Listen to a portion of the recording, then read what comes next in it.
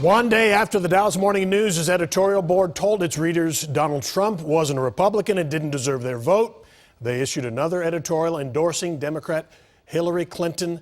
That's the first Democrat the paper has backed for president in more than 75 years. Kevin Anwilly is the vice president and editorial page editor of the Dallas Morning News. Ms. Willie, thanks for joining us. Thank you for having me. Hey, the editorials and the reason for the Morning News endorsement and the advice on who does and doesn't deserve the people's vote, we know that's all accessible. We tell people to go to your website to check that out. I want to focus on your board's process, if you don't mind.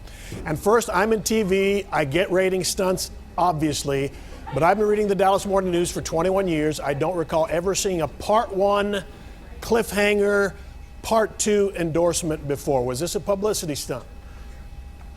No, it was not. It was part of a very deliberative effort. We felt as though there was a Part 1 to the effort and a Part 2. Part 1 was speaking directly to our core readership and offering a transparent explanation as to why we felt that Donald Trump does not embody the ideals that this newspaper has held dear for so many years. Part 2 then could only follow after that, and then offering an explanation why in this race at this particular time, given these two candidates, Hillary Clinton is the superior candidate. But you did get a lot of publicity. I know you'll acknowledge that. And just to be clear, this was always going to be a two-parter. There was no pressure, because there was some pressure yesterday, or editorializing, I guess, from some folks for you not having the courage to actually own a Hillary Clinton endorsement, and you did that today. But that was always part of the plan, correct? Yeah, we had planned this as a two-part series. Once we came to the decision that this is what we wanted to do, we knew from the beginning that it was a complex sort of decision to explain, and so we from the beginning wanted to address one issue first and then come back and address the second issue second. Okay, in the Don't Vote Trump editorial, you wrote, Trump is or has been at odds with nearly every GOP ideal this newspaper holds dear. You kind of just referred to that in this interview. Were there other editorial voices who didn't agree with your final conclusion? And if there were, how were they addressed or heard?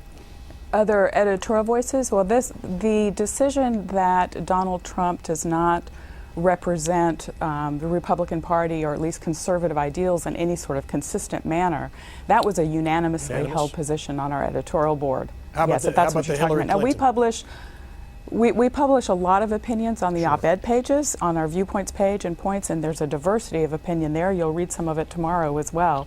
So, but if you're talking about the editorial board, right, the first part was easier to get to. That was a unanimous, and the Hillary Clinton endorsement today, was that also universal? The preponderance of opinion. Okay. The preponderance was indeed for Hillary Clinton. All right, the Morning News has a relatively new editor. His last job was with a guy connected to the very liberal Daily Kos website. Your editorial mentioned, again, the ideals, the GOP ideals the paper holds dear. Does that mean the Morning News is conservative? Is that how we should read that? Well, I think the Morning News historically has been conservative. I would suggest that perhaps in recent years we've moved from the right to the center.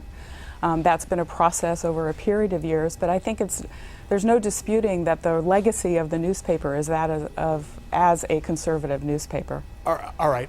I will acknowledge we in the media, I'm not saying you are, but we are pretty self-important at times. But in the year 2016, other than creating web clicks and Facebook screaming from partisans, does anybody care what a big city editorial board thinks other than members of a big city editorial board? I'm not sure people understand your separation between the editorial page and the news, the news coverage, but more importantly, does anybody even care anymore? Well, judging from the reaction we've gotten from these two editorials, I would suggest that a lot of people care.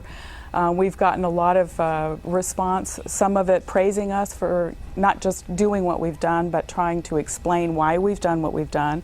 We've also gotten a lot of criticism from people who disagree with what we've done. So, I don't know, I think in today's day and age, that with the internet, which has democratized information so much, there's so many voices out there, and that's good in many ways.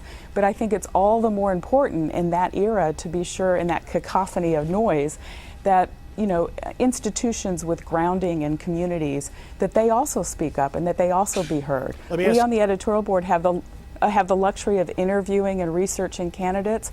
We'll be recommending 40 candidates this election season, and we take our public service responsibility very, very seriously. Okay, I look forward to candidates recommended over 2 days' time. I saw a lot of "I'm canceling subscription" comments today. Is that even on your radar? Do you even worry about that? We have gotten some cancellations. We never like that. We hope that for every cancellation, there'll be somebody who understands and appreciates what we've done. Kevin Unwilling, Vice President, Editorial Page Editor of the Dallas Morning News. Thanks for your time. Appreciate it. Thank you.